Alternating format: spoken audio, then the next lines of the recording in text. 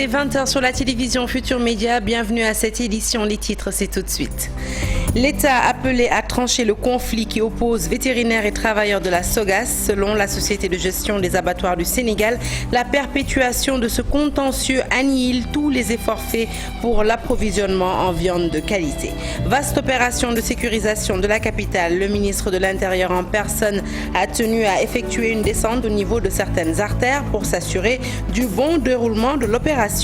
Plusieurs cités squats ont été démantelés avec la complicité des forces de l'ordre. Ce 19 novembre est célébrée la journée mondiale des toilettes au Sénégal. De nombreux efforts sont à faire pour l'installation de toilettes publiques et ou mobiles. À Kaolack, au marché central, les commerçants constatent avec amertume l'existence de toilettes publiques insalubres dans un état plus que désastreux. Et puis, prêt à disputer la 3e Coupe du Monde de son histoire, le Sénégal logé dans la poule A. Alors, quelles sont les forces et les faiblesses de l'équipe nationale? Le point, ce sera avec Cher Sadibou Diarra dans la page des sports. Voilà pour les titres. Le développement, c'est tout de suite.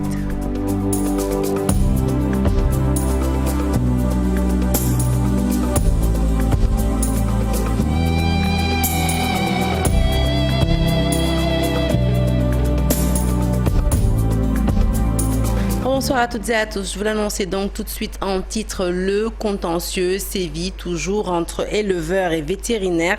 À la direction de la SOGAS, la Société de gestion des abattoirs du Sénégal, les travailleurs ne décolèrent pas après le mouvement d'humeur des vétérinaires. Ils appellent l'État à intervenir dans les meilleurs délais et surtout à trancher ce différend qui sape tous les efforts faits pour l'obtention d'une viande de qualité. Dieynaba Sidibé est présidente du DIRFEL. Le DIRFEL, c'est le directeur des femmes en élevage. Nous l'écoutons au micro d'Abdoulaye Anne. Je fais partie des gens qui ont énoncé à ce qu'on arrange le problème vu la situation du chef de la santé animale au niveau du monde rural. Nous avions voulu négocier et on l'a fait auprès des autorités sans bruit, mais aujourd'hui nous avons été déçus par la position des fonctionnaires de l'élevage qui ont voulu porter plainte contre notre. Nous demandons à l'État et ensemble qu'on réglemente la situation des abattoirs de tout le Sénégal. Parce qu'il y a des lacunes un peu partout. Et nous avons toujours voulu soutenir la partie technique. Mais aujourd'hui, nous demandons à l'État sénégalais de bien vouloir réviser les textes de loi, de réviser tous les actes qui ont trait à l'abattage, à la surveillance sanitaire, mais surtout à l'hygiène des produits alimentaires au niveau de l'élevage. Donc, nous allons tout faire pour que vraiment la situation soit atténuée. Allez, toujours dans le registre de la consommation, l'application de la baisse des prix des denrées de grande consommation, le chef du service régional du commerce de Louga met en garde les commerçants réfractaires. Il promet de faire appliquer la loi dans toute sa rigueur pour que ces tarifs soient respectés par tous les acteurs. Madi Danfaha s'exprimait à l'issue du conseil régional de la consommation tenu à la gouvernance de Louga. Il est chef du service régional du commerce. Je vous propose de l'écouter au micro de Tchernofal. On peut dire d'autres comme recommandation ici donc du Conseil régional de la consommation, c'est de dire que ces prix sont d'application immédiate et que la loi sera appliquée dans toute sa rigueur. Tout contrevenant sera sanctionné à la hauteur donc des amendes. Et nous invitons les commerçants, les consommateurs à faire appliquer ces lois. Et nous, en tant que chef service régional du commerce et mes collaborateurs, nous allons être sur le terrain pour vérifier l'application de ces prix-là. Et également procéder aux sanctions qui s'y est en cas de manquement. Avant la tenue du Conseil régional de la consommation, il y a des concertations préalables qui ont été menées avec tous les acteurs. C'est la raison pour laquelle nous osons espérer que ces prix-là seront appliqués parce qu'il y a eu des concertations et ce sont eux-mêmes pratiquement qui nous ont proposé les prix que nous avons entérinés en consensus. À la une de l'actualité également, cette vaste opération de sécurisation de la capitale, le patron du ministère de l'Intérieur, accompagné par les forces de l'ordre, a effectué hier soir une descente dans de nombreux coins et recoins de la capitale. Comme vous le voyez sur ces images, objectif renforcer la sécurité des Dakarois, et à cet effet, plusieurs sites et squats non réglementaires ont été démantelés. Le point, c'est avec Moussa Mané. Ceci marque le début de l'opération de sécurisation des populations et leurs biens. Le ministre de l'Intérieur, aux côtés de la police et de la gendarmerie, a sillonné quelques quartiers de la capitale. Cette opération a été planifiée pour d'abord mettre hors d'état de nuire toutes les personnes qui peuvent amener à troubler la quiétude des populations. Il se peut que de temps à autre, qu'on note ça et là quelques velléités d'atteinte aux biens, mais dans tous les cas, la réaction appropriée et même la prévention qui doit se faire au niveau de l'État sera organisée. Dans un contexte marqué par la violence, vol et des séries d'agressions suivies parfois de meurtres, cette mobilisation vient à point nommé pour trouver la racine du mal. À chaque fois qu'il y a des vols, qu'il s'agisse de vols à l'arraché ou de vols avec violence, ou bien même de façon beaucoup plus organisée qu'il s'agisse de bandes armées qui essayent de sévir, l'État y mettra un terme, et ça, il faut que tout le monde le comprenne. Et c'est pour cette raison qu'en débutant cette opération de très grande envergure dans les régions de Dakar, Thiès et de Diourbel, c'est un signal très fort qui est en train d'être donné et qui va se poursuivre d'ailleurs crescendo, parce que c'est sur toute l'étendue du territoire national que ces opérations vont désormais se mener. Le ministre invite les citoyens à la vigilance et à une saine collaboration avec les forces de défense et de sécurité. Et je voudrais profiter de cette occasion pour rappeler à l'attention des populations que la police nationale, la gendarmerie nationale et toutes les forces de défense et de sécurité sont à leur service exclusif.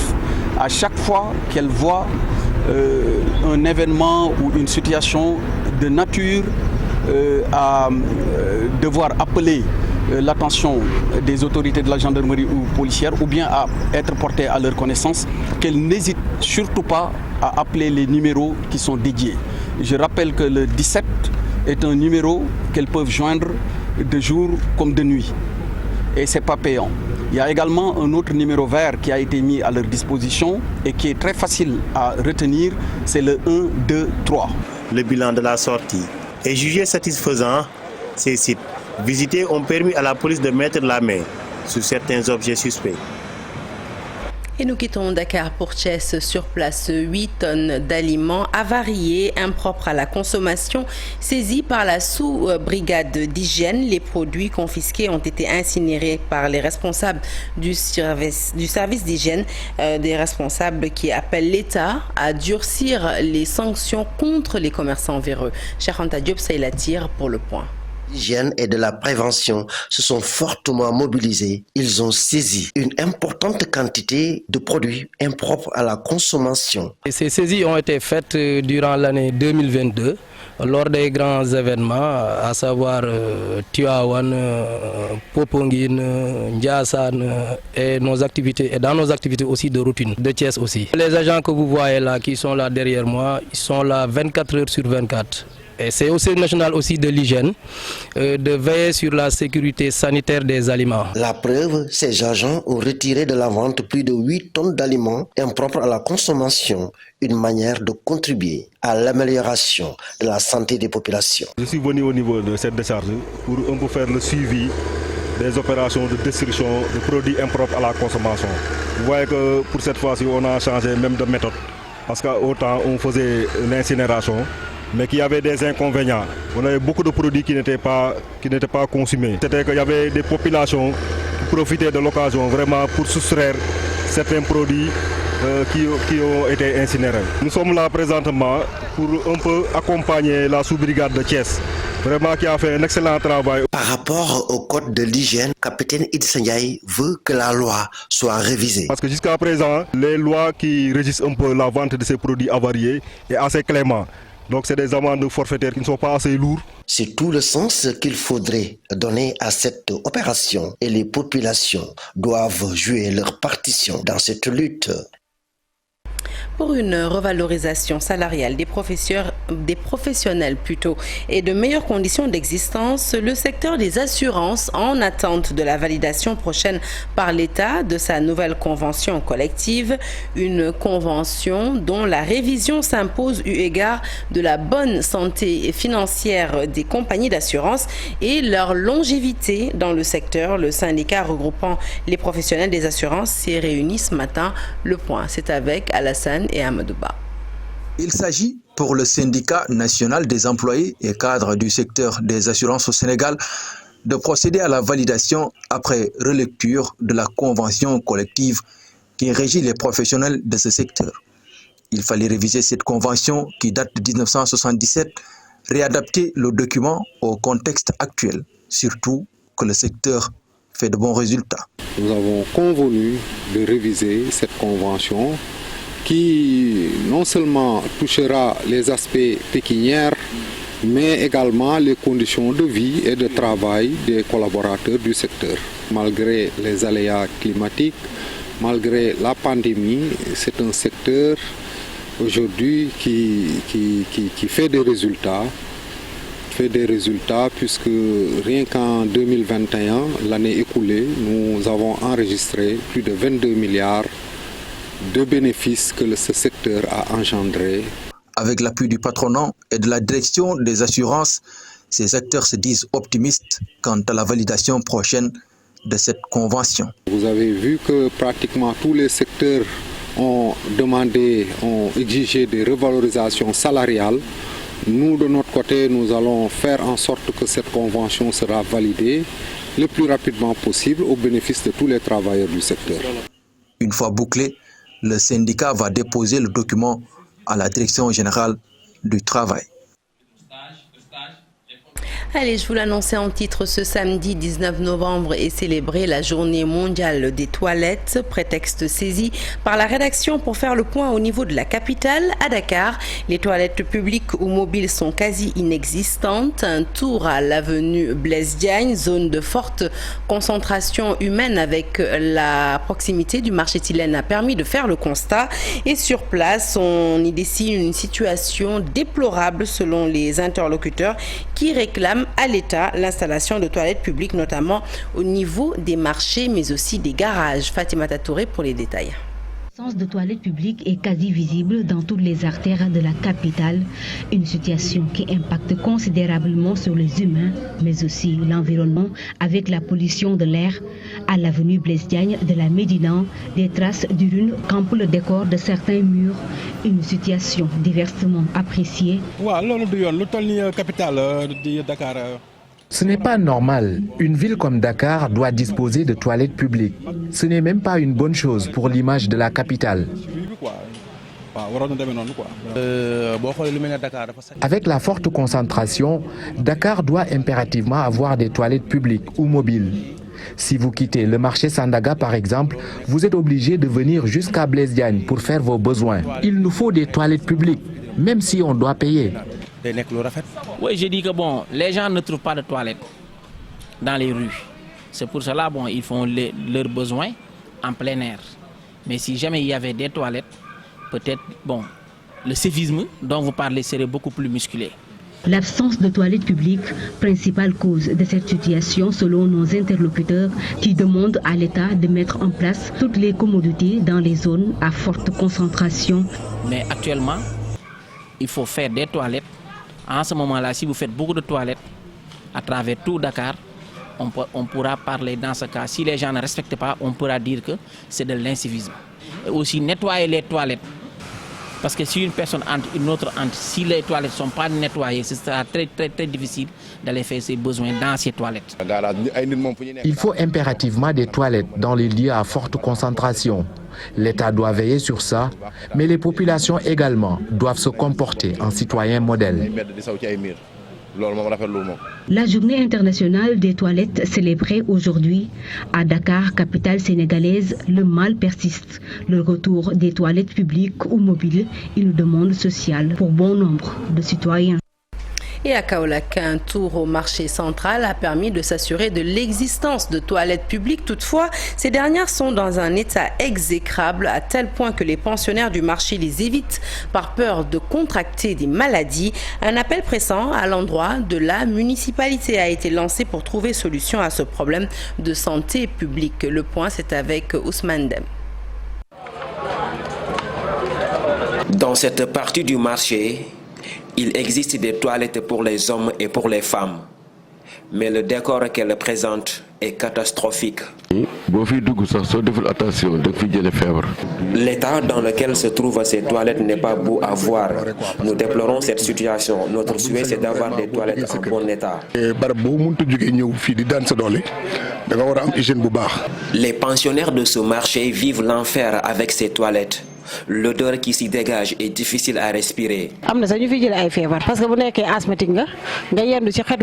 Nous sommes vraiment exposés. L'odeur qui se dégage de ces toilettes est nauséabonde. Pour mieux travailler, je mets de l'encens dans ma cantine. Le manque d'hygiène dans ces toilettes peut être source de beaucoup de maladies.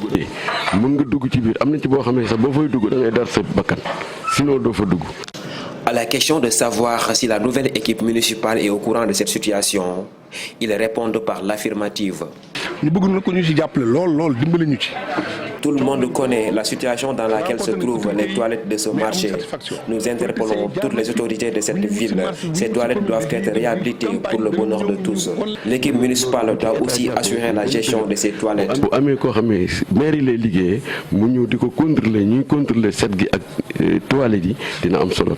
Le constat est partout le même au marché central de Kaolack. Les toilettes sont dans un mauvais état. Allez, nous parlons de tout à fait autre chose à présent. Développer le département de Podor avec ses 140 000 hectares de terres disponibles, c'est le vœu du Khalif Thierno Madani Tall et de l'association locale pour le développement économique de Podor, l'ALDEP. Un projet de 118 milliards est déposé sur la table de la SAED, plutôt la Société d'aménagement des eaux du Delta, pour booster les secteurs de la pêche, de l'agriculture, mais aussi de l'élevage. Acteurs locaux, autorités et guides religieux accordent leur violon pour que la souveraineté alimentaire soit une réalité dans le nord du pays où actuellement seuls 30 000 hectares ont été emblavés. Les détails, c'est avec Ousseynou Diop et Abib Sek. Le soutien du Khalif Thierno Madani Tall, l'association locale pour le développement économique de Podor, a réuni tous les acteurs agricoles de la zone nord. Le but est de booster l'économie au niveau de Podor avec ses 140 000 hectares de terres disponibles. À Podor, il y a au moins 140 000 hectares qui sont disponibles pour être aménagés et irrigables. Mais au-delà de ça, la disposition même pour les familles est en deçà de leur attente de 0,40 hectares, ce qui pose énormément de problèmes par rapport au développement de l'agriculture. Pourtant, dans ce département, seuls 30 000 hectares sont emblavés. Le directeur général de la SAED pense qu'avec ce nouveau programme annoncé par les acteurs locaux, le projet peut renforcer l'initiative du chef de l'État qui vise à assurer la souveraineté alimentaire au Sénégal. 119 milliards, c'est pas la mer à boire. Il faut quand même le dire, je pense que ça devrait être très facile à trouver au moment où, aujourd'hui, le chef de l'État, son Excellence Macky Sall, a lancé la souveraineté, la stratégie donc pour la souveraineté alimentaire. Et je pense que ce document devra participer donc à l'atteinte donc de ces objectifs-là. Ce projet est un pas vers la réduction drastique du taux de chômage dans le nord du pays. Il va aussi contribuer à réduire la pauvreté dans le département de Podor. Pour qu'il soit plus significatif, les autorités locales veulent augmenter les superficies octroyées aux différentes familles. Et aujourd'hui, le plaidoyer, c'est aujourd'hui faire de telle sorte que chaque famille puisse avoir 5 hectares. La rencontre a permis aux différents acteurs agricoles de plaider pour la concrétisation du projet qui vise à augmenter la production dans notre pays. De grands jalons ont été posés pour faire avancer l'état de droit au Sénégal. C'est la conviction du professeur Alioune Sall, professeur à l'université Cheikh Anta Diop de Dakar et membre de la commission du droit international des Nations Unies. Il ajoute toutefois que des réformes doivent être initiées pour se rapprocher davantage de l'idéal. Déclaration faite en marge d'une conférence sur l'évolution de l'état de droit en Afrique initiée avec le concours de la fondation Friedrich Neumann. Le compte-rendu est signé d'Issa Prera. Au Sénégal, la situation de l'état de droit n'est pas tellement différente de beaucoup d'autres pays d'Afrique. Mais cette situation peut être perfectible pour se rapprocher davantage de cette situation. La situation de l'état de droit au Sénégal, c'est la situation de l'état de droit, j'allais dire, dans beaucoup d'autres pays. C'est-à-dire qu'il y a des sujets sur lesquels, évidemment, notre situation est perfectible. Des réformes méritent d'être faites pour se rapprocher précisément de l'état de droit. Mais ce qu'il faut comprendre, c'est que l'état de droit n'est jamais un donné, c'est une tension, c'est quelque chose que l'on recherche en permanence. Et de ce point de vue, l'état de droit n'est pas un état d'une certaine manière, c'est quelque chose qu'il faut en permanence rechercher. Et pour répondre à votre question encore, je pense qu'il y a des choses qui nous ont rapprochés de l'état de droit au Sénégal aujourd'hui. Je pense qu'il y a aussi des choses qui nous en ont éloignés. Voilà, et que le travail est un travail de réflexion et de réforme permanente. Il y a eu beaucoup d'avancées dans la recherche d'un état de droit au Sénégal, mais des manquements, il y en a aussi, et des réformes s'imposent. Non, mais je pense qu'aujourd'hui, la justice, le fonctionnement des institutions, beaucoup de choses méritent d'être réformées. Il y a eu des cénacles, il y a eu des rapports, il y a eu des gens infiniment compétents qui en ont déjà parlé. Donc je pense qu'il n'y a pas de problème à ce niveau-là. Voilà. L'état de droit et son évolution, c'est le thème de la leçon inaugurale délivrée par le professeur Alioune Sall. Une leçon inaugurale au sortant de la deuxième promotion de l'Académie libérale de la Fondation Frédéric Neumann, une promotion qui porte le nom du président Abdoulaye Wade, ancien chef d'État du Sénégal. Allez, nous restons avec cette conférence au cours de laquelle Seydou Dalein Diallo, le leader politique guinéen, a déclaré fonder beaucoup d'espoir sur le procès des événements du 28 septembre qui se déroulent présentement à Conakry, à Dakar. Dans le cadre de cette conférence sur la bonne gouvernance, le leader de l'UFDG se dit toutefois déçu par les actes posés par la junte au pouvoir en Guinée. Je vous propose de l'écouter toujours au micro de Dissa Prera et Nabidjan. J'ai eu à applaudir le coup d'État intervenu en Guinée et on m'a posé la question comment en tant que démocrate je peux applaudir un coup d'État. Mais c'est qu'avant le coup d'État militaire, il y avait un coup d'État constitutionnel et un hold-up électoral qui faisait que M. Alpha Condé exerçait un troisième mandat illégal et illégitime. Parce qu'on a parlé tout à l'heure de la charte de la CEDEAO. Qui condamne au même titre les coups d'État militaires que les changements de constitution à l'effet de se maintenir au pouvoir.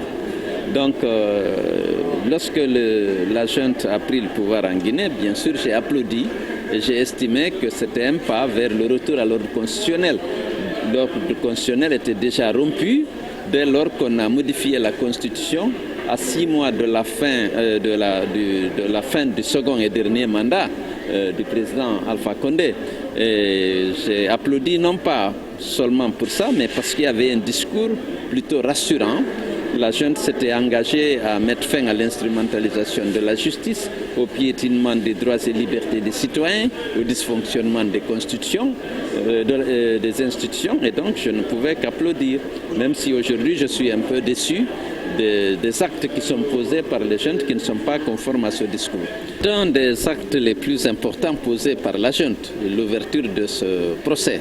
Je souhaite que la justice guinéenne soit à la hauteur et qu'elle puisse effectivement situer les responsabilités et sanctionner les coupables et réhabiliter les victimes et leur donner le droit à la vérité, à la justice et à la réparation. Je porte beaucoup d'espoir sur ça et je suis très heureux.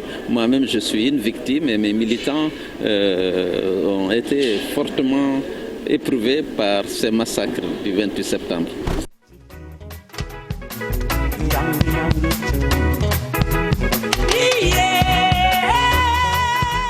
En route vers le mondial, la tanière fin prête pour son entrée en lice face aux Pays-Bas. Lundi, une rencontre que vont manquer Sadio Mané, forfait, et Ismaël Jacobs, dont la naturalisation n'est pas encore validée par la FIFA. Des imprévus, loin de saper l'état d'esprit de nos Lions. Vous allez le voir tout de suite. Nampalys Mendy et Sénidien donnent des assurances. Suivons-les. C'est important de rentrer dans une compétition comme la Coupe du Monde. Alors c'est dès le premier match, si on fait un bon résultat, ça peut donner beaucoup de confiance pour après pouvoir avancer dans la compétition. Voilà, pour l'instant on est focus sur notre premier match, on se prépare bien, on se concentre bien et on va tout donner pour faire un bon résultat. Les Pays-Bas c'est une grande nation, dotée de très bons joueurs de classe mondiale. Après il va falloir hisser notre niveau et montrer qu'on est là, si on est là aujourd'hui, c'est pas pour rien. Et il faut qu'on ait confiance en nous parce qu'on a un groupe étoffé avec de la qualité aussi, donc il faut qu'on croit en nous. Je me sens bien, toute l'équipe, on se sent très bien. Comme j'ai dit, on a s'entraîné très dur pour lundi et tout le monde est prêt. Alors au Qatar, l'équipe nationale du Sénégal va disputer la 3e Coupe du Monde de son histoire. Champion d'Afrique cette année, les Lions, mieux que les quarts de finale de la première participation du Sénégal en 2002. Et pour cela, le vécu des protégés d'Aliou Cissé, qui doivent travailler leur relative inefficacité offensive, va avoir toute son importance, surtout en l'absence de Sadio Mané. Le reportage est signé Chersadebou Diarra, Younous Diatta. C'est la sélection africaine la plus attendue à la Coupe du Monde Qatar 2022. Sont pas aussi d'arguments pour briller sur la scène mondiale. Je pense qu'aujourd'hui, le Sénégal est véritablement outillé avec ce groupe-là pour pouvoir égaler la performance des quarts de finale ou faire mieux, tout simplement parce que ce groupe-là a déjà vécu une Coupe du Monde, c'était en 2018. Le Sénégal a été éliminé au bout de 3 matchs, une victoire, un nul, une défaite, 4 points, sans être ridicule dans la compétition. Parce que... Sans sa star Sadio Mané, le Ballon d'Or Sénégal va s'appuyer sur son mental de gagneur, un caractère mis en exergue depuis 3 années. Les joueurs qui composent cette sélection-là sont toujours dans cette équipe nationale-là. Ils connaissent maintenant les pièges à éviter pour pouvoir sortir de ces matchs de poule-là. Mais les qualités du Sénégal, tout le monde le connaît. C'est un jeu qui est très physique, c'est un jeu qui est direct, avec beaucoup de joueurs talentueux quand même sur toutes les lignes. Les Lions, qui ne sont pas des grands habitués du mondial, 3 participations seulement, traînent une tare. Un manque d'efficacité offensive. C'est une équipe qui marque pas beaucoup de buts. Ça, c'est la plus grande faiblesse de cette sélection du Sénégal-là parce qu'on se procure énormément d'occasions. Mais quand tu vois le ratio but et occasion qu'on se procure, je me dis qu'il y a un travail qui doit se faire devant parce que pour aller loin dans une compétition, il faut concrétiser les occasions. Si vous ne concrétisez pas les occasions, vous donnez à l'adversaire le bâton pour que vous puissiez être tapé. Dans la poule A au Qatar, le Sénégal va débuter par un choc face à la Hollande ce lundi. Il enchaîne par le duel contre le pays hôte le 25 novembre prochain et termine face à l'Équateur le 29 du même mois.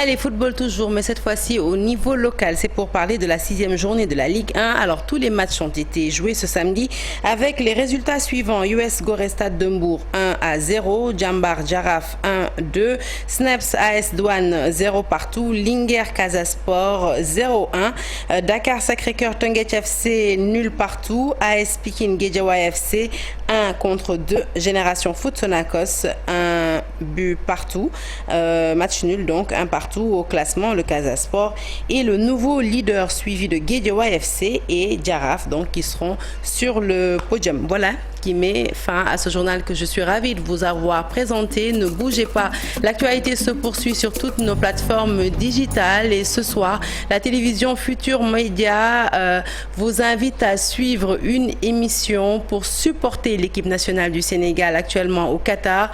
Tous derrière les Lions, une grande émission donc de soutien à notre équipe nationale qui sera animée par Pape Cheikh Diallo, Abba No Stress et bien entendu Ya Awadjei. Et pour pour ce qui est de l'invité, eh bien, c'est incontestablement le premier supporter, le supporter historique des Lions du Sénégal, on va dire, et non moins PCA du groupe Futur Média, Monsieur Youssou N'Dour. Alors, la soirée s'annonce belle. Restez avec nous et bien connectés avec la télévision Futur Média.